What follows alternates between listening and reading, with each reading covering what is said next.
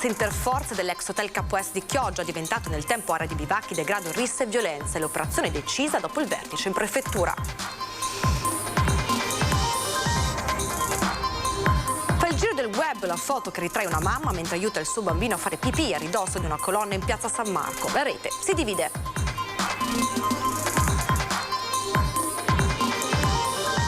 Le operazioni del comune per contrastare il degrado a Mestre dimostrano il fallimento della politica basata sul tentativo di nascondere il problema, a dirlo il consigliere dell'opposizione Giovanni Andrea Martini.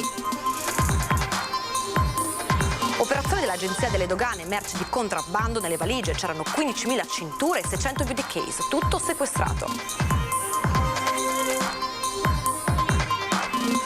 Gas per le storiche fornaci di Murano, si è passati da 20 centesimi al metro cubo del 2021 a 3 euro al metro cubo di questi giorni. Molte non riapriranno. Basket, si avvia ufficialmente la stagione per l'Eurogranata, che quest'anno si vedono qualche nuovo elemento ma con lo stesso obiettivo, giocare la stagione da protagoniste. L'impresa di Gianluca Scarpa incanò a lungo la rotta del sale percorsa dai veneziani fin dai tempi della Serenissima, da Pirano a Venezia, per promuovere la ricerca contro il morbo di Parkinson. Edizione di Venezia dei nostri telegiornali, buonasera e ben ritrovati. Lo avete sentito, questa mattina c'è stato un maxi blitz all'ex hotel Capo Est di Sottomarina, soddisfatto il sindaco Armelao presente all'operazione.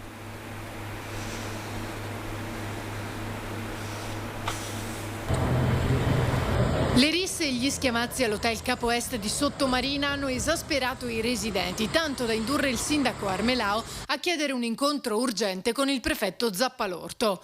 A distanza di alcuni giorni, proprio questa mattina, c'è stato un blitz interforze all'ex hotel, zona Piazzale Europa, lungomare e passeggiata dell'Usenzo. Polizia locale di Stato, carabinieri, guardia di finanza, vigili del fuoco e Ulstre. Già nei giorni scorsi si erano viste pattuglie di polizia e carabinieri nella zona, fino al blitz di questa mattina, voluto dal prefetto dopo l'incontro di martedì scorso. Presente anche il sindaco Armelao.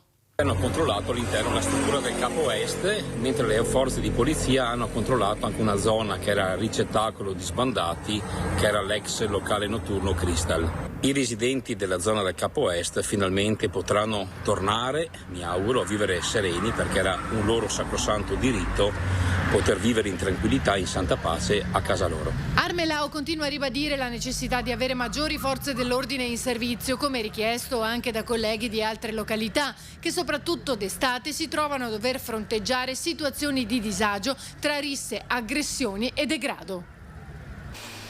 E continuano gli episodi di mancanza di rispetto a Venezia. Sta facendo il giro sui social, rilanciata anche dal gruppo Venezia non è Disneyland. La foto scattata da una signora all'angolo delle procuratie a San Marco che immortala una mamma mentre aiuta il suo bambino a fare pipì a ridosso di una colonna. I commenti sui social sono i più disparati, la maggior parte scandalizzati della noncuranza maleducata della madre, altri a ricordare che ogni giorno centinaia di cani fanno la pipì sui muri della città, altri ancora a chiedersi perché non in un bar. E le opposizioni protestano contro il comune di Venezia, che a loro dire sta affrontando in modo sbagliato il problema del degrado a Mestre.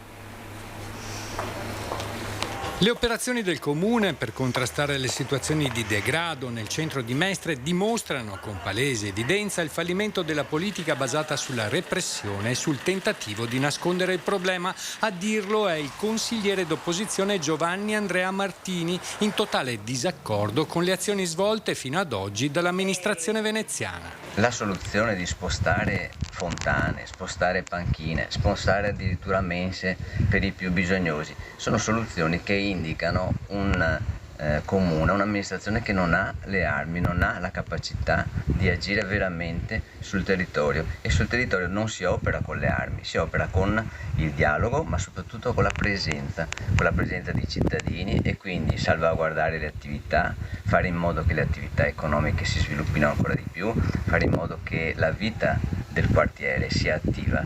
Non si placano le polemiche sulle scelte del comune per contrastare il degrado. Per Martini occorre cambiare totalmente strategia investendo nel sociale. Occorre che il comune spenda soldi del bilancio non solo per l'attività repressiva, ma per l'attività di contrasto, l'attività di prevenzione.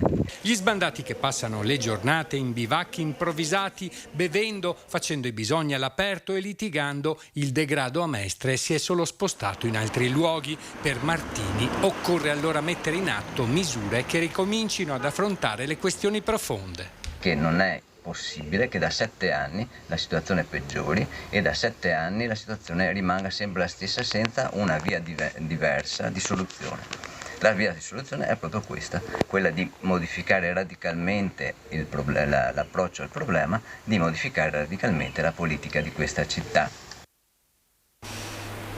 Paura questa mattina a Torre di Mosto, dove una ragazza di 20 anni è finita con la sua auto contro un albero. Ha sbandato con l'auto ed è volata contro un platano. Una ventenne residente a San Stino di Livenza è stata ricoverata nell'ospedale di Mestre in prognosi riservata. L'incidente è accaduto questa mattina in via dei Pioppi a Torre di Mosto. La ventenne ha perso improvvisamente il controllo dell'auto, sbandando e piombando di lato contro un pioppo che costeggia la strada. Nello schianto è rimasta incastrata nell'abitacolo fino all'arrivo dei soccorsi.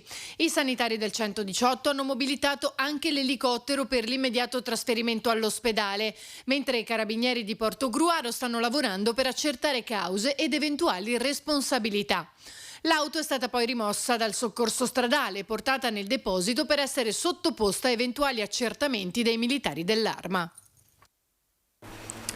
Grosso sequestro al porto di Venezia. I controlli sulla merce di importazione hanno permesso di scoprire un grosso quantitativo di prodotti che stavano per entrare illegalmente in Italia, nascosti in valigie regolarmente dichiarate. Le verifiche si sono concentrate su 2 container, il cui contenuto era destinato a un commerciante cinese in provincia di Padova. In totale sono state trovate 14.820 cinture e 628.000 valigette tipo beauty case per un valore stimato di oltre 32.000 euro, corrispondente a un'evasione di 9.700 euro. Tutti i prodotti sono stati sequestrati, l'importatore è multato con sanzione amministrativa per contrabbando. E la rissa in pieno centro storico a Venezia poteva degenerare. Un plauso alle forze dell'ordine prontamente intervenute, a dirlo l'assessore al commercio Sebastiano Costalonga.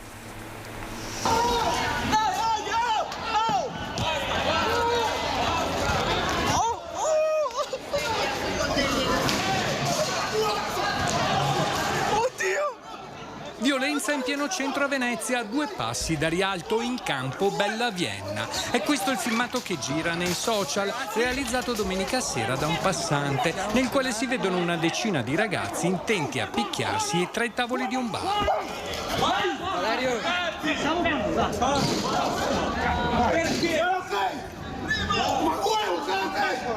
Perché?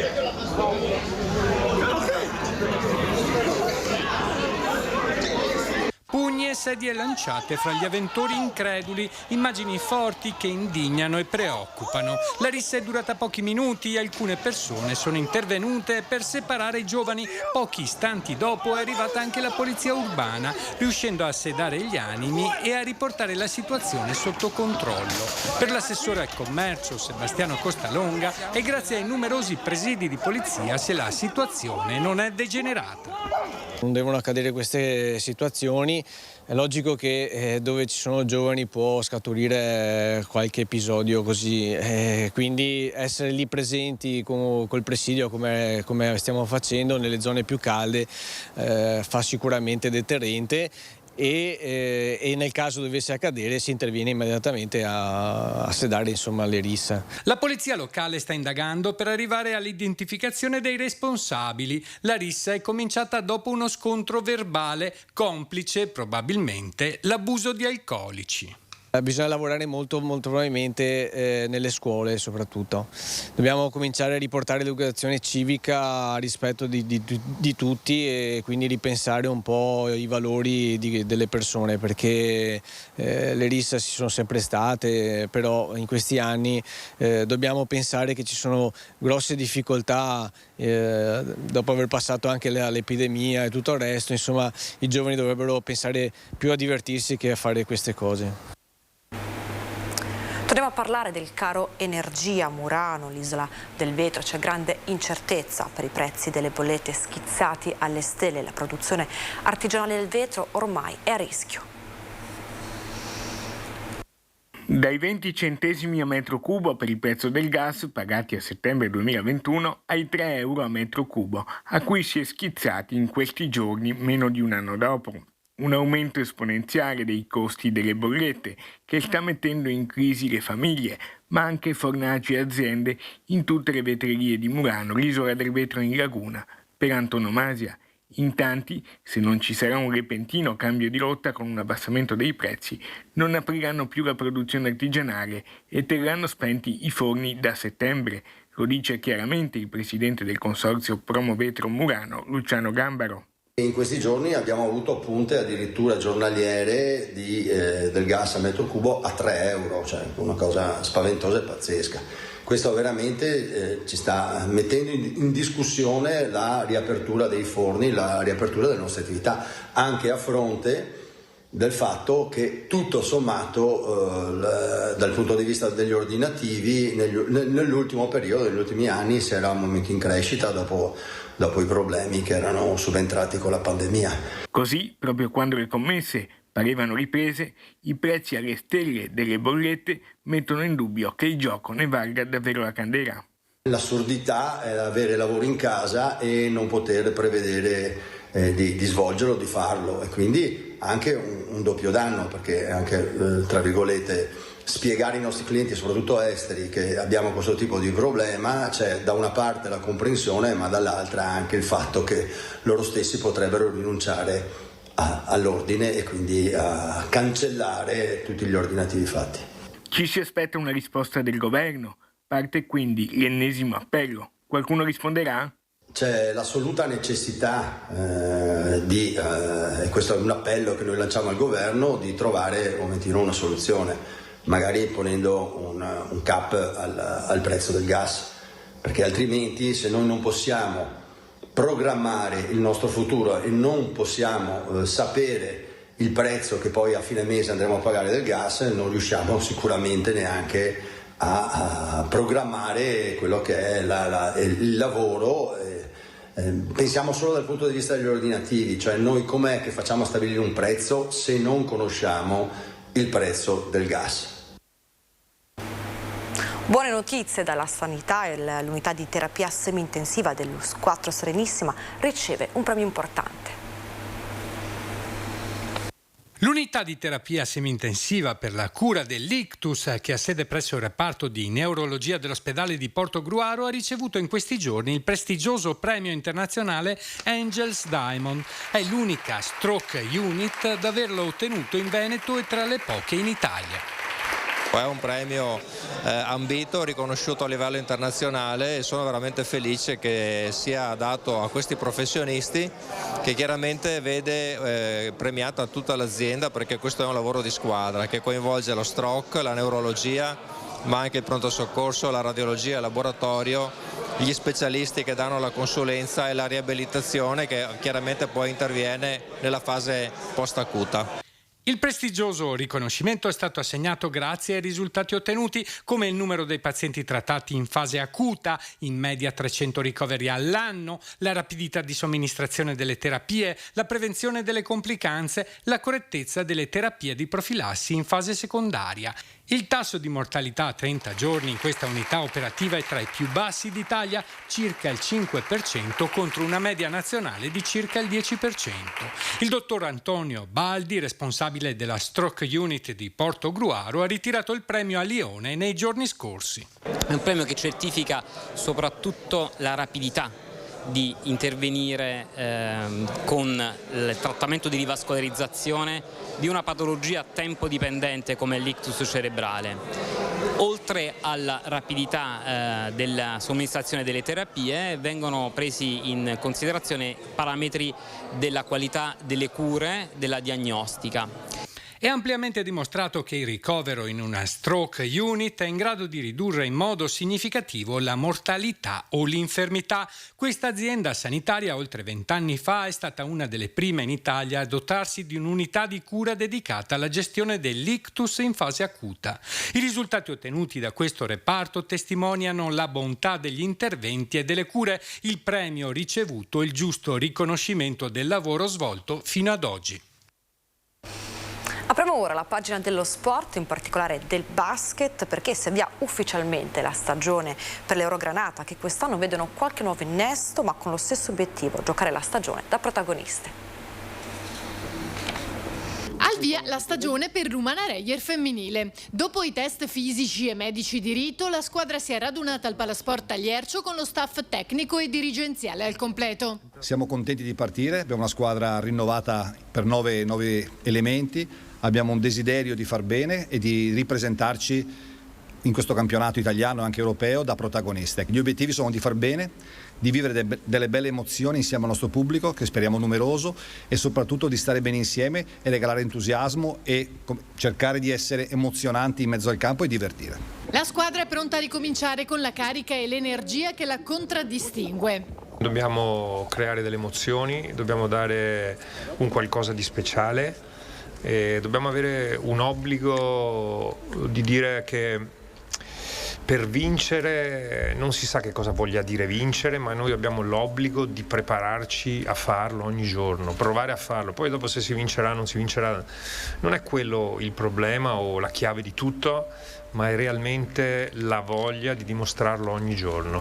E devo dire che abbiamo trovato un gruppo di persone e di giocatrici, di atlete incredibili, con una voglia di riscatto forte, con una voglia di affermazione importante.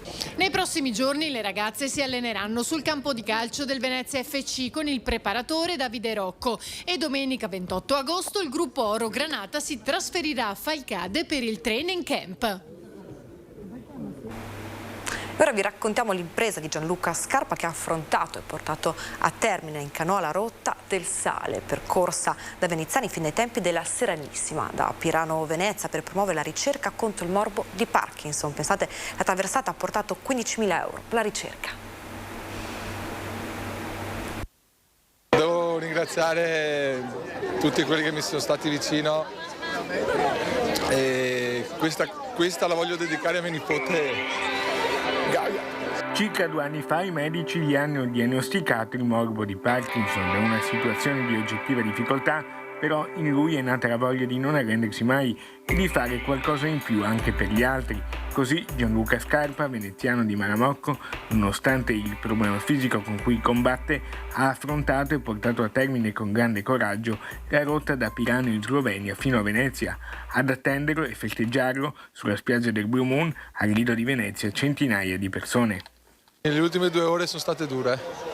Ho avuto una piccola crisi, però ho ripreso abbastanza bene nell'ultima ora e soddisfattissimo. Quando è che hai deciso di cimentarti in questa cosa? 6 mesi fa. 6 mesi fa. È stata una mia decisione così improvvisa, cioè io ho sempre fatto canoa. È sempre stata una mia il top per me era fare la traversata e con l'occasione ho preso la palla al balzo e abbiamo devoluto. Devo ringraziare anche, soprattutto questo signore qua che mediaticamente parlando ha fatto di tutto di più, è stato il top dei top. Cosa hai provato per adesso vedere tutta questa gente che è venuta per questa impresa, per festeggiarti? Non me l'aspettavo, un calore enorme, non ho parole proprio perché è stata una cosa che non me l'aspettavo assolutamente. Un'impresa che ha portato 15.000 euro alla Fondazione Grigioni di Milano nella lotta al morbo di Parkinson. Il sale, cercato dai veneziani ai tempi della Serenissima, si è trasformato in chiave moderna nel calore e nell'affetto di tante persone.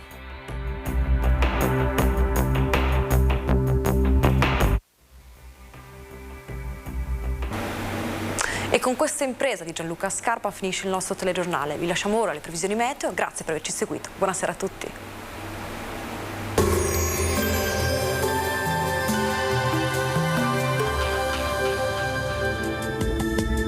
Benvenuti al Meteo. Previsioni per venerdì 26 agosto.